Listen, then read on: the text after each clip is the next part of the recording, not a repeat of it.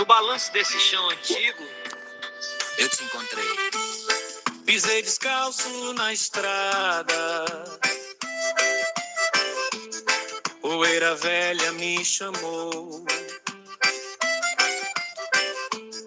No rosto o vento soprava, histórias que o povo guardou. Caríssimos e caríssimas, eu sou Daniel Nonato. Hoje, civilmente, é dia de São Pedro e São Paulo, mas a festa foi adiantada para ontem, haja vista, isso não só no Brasil, tá, gente? Se alguém abrir o calendário litúrgico da Europa, Portugal, por exemplo, que eu abri hoje de madrugada, vai encontrar lá o texto de Mateus, capítulo 16, versículo 13 ao 19.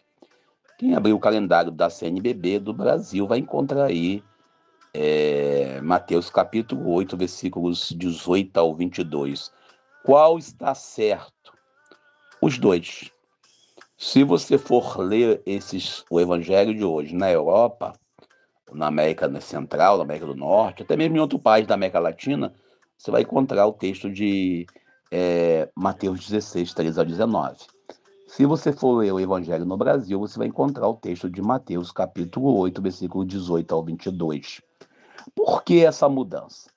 A Igreja Católica no Brasil, ela trouxe a festa para o domingo mais próximo para facilitar que os fiéis tenham a chance de celebrar São Pedro e São Paulo.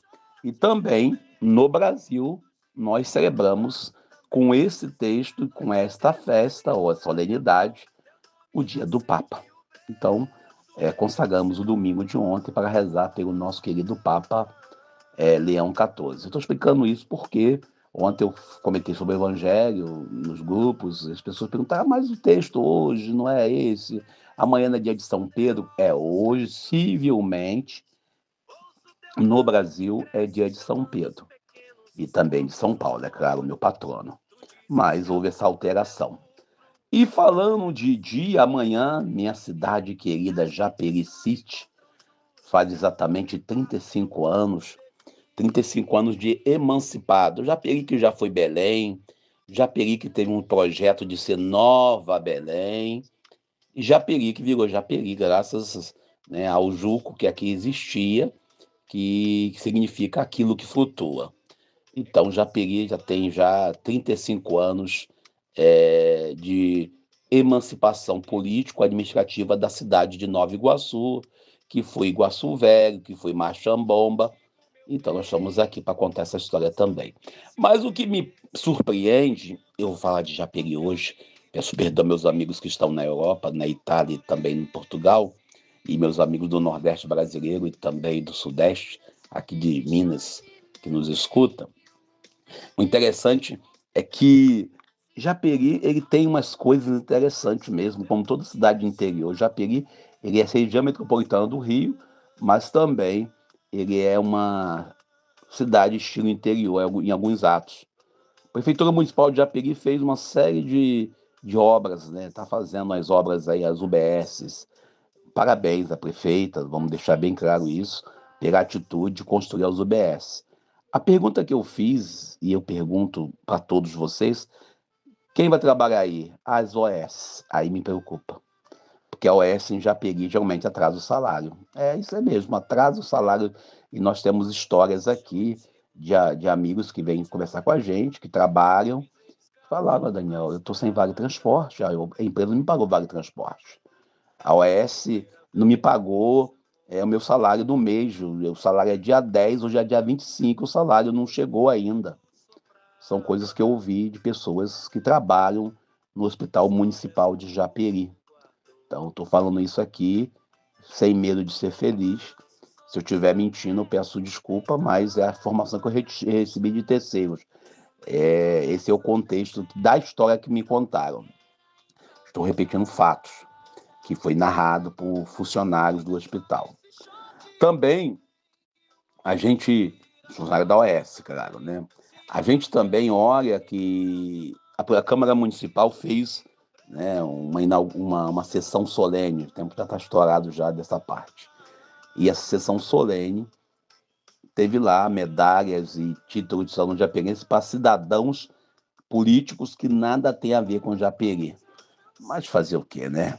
Somos Japeri City, uma cidade da Baixada Fluminense com espírito de interior, mas vivendo o cúmulo do absurdo de homenagear quem nem merece ser chamado de japeriense. E olhando para o evangelho de hoje, nosso tempo já estourou lá, falando da realidade, eu não consegui falar da Copa do Mundo ontem, né? O Canadá passou a África do Sul, o Canadá que não prometia nada, entregou tudo.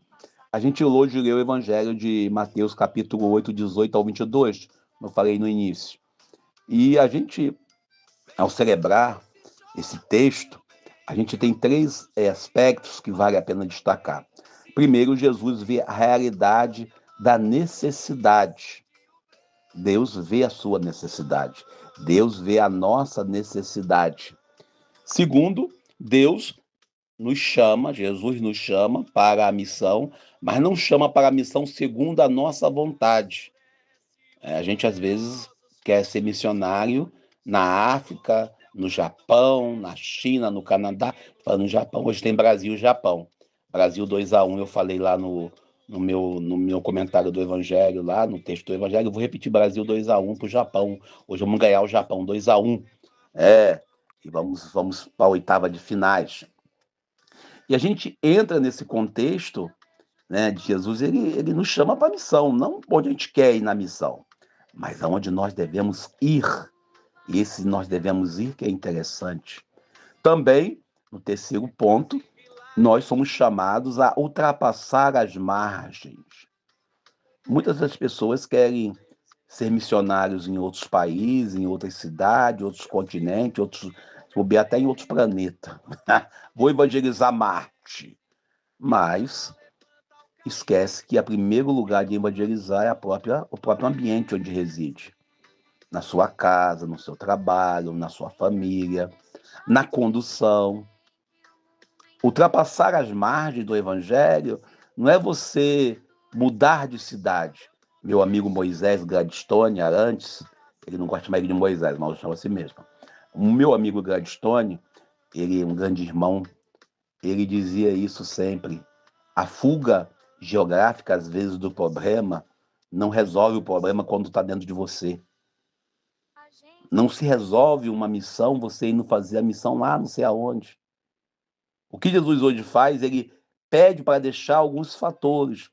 Uma das coisas interessantes, deixe que seus mortos enterrem seus mortos. Não adianta você que às vezes quer ser padre, ou quer ser pastor, quer ser líder religioso, não importa qual igreja, qual religião, se você está apego aos mortos, a um passado às vezes. É preciso primeiro superar essas coisas, deixar isso de lado. O evangelho de hoje, ele nos coloca numa situação onde às vezes as pessoas querem liderar a comunidade, querem coordenar, mas tem que se questionar. Será que eu não estou preso a fatores? Jesus não aceita seguimento pela metade. Jesus não quer que você siga ele preso. Esse segue-me de Jesus é um imperativo. Ou a gente está com Jesus plenamente, vivendo plenamente. Não dá para você ter um cristão Raimundo, desculpe os Raimundos, eu quase fui Raimundo na minha criação. Um pé na igreja, outro no mundo. É preciso estar disposto a testemunhar, sem medo de ser feliz. E aí aquela famosa frase, problemas sempre existirão, mas não adianta você esperar ficar velhinho para seguir Jesus, igual meu amigo que faleceu, né? Anderson, o nome dele, sempre falo dele, mas não cito o nome dele, hoje eu vou citar. Anderson, conheci ele, disse que quando ficasse bem velhinho, ia seguir Jesus. Faleceu aos 35 anos. Deixa quieto. Vamos nós, para mais um dia. Eu sou Daniel Nonato e hoje Brasil, Brasil, Brasil, Brasil, Brasil, aqui é o Brasil. Vem dançar nesse shot, meu bem, que o mundo gira no passo também. Se a noite é densa, segura minha mão, teu nome acende o breu do meu chão.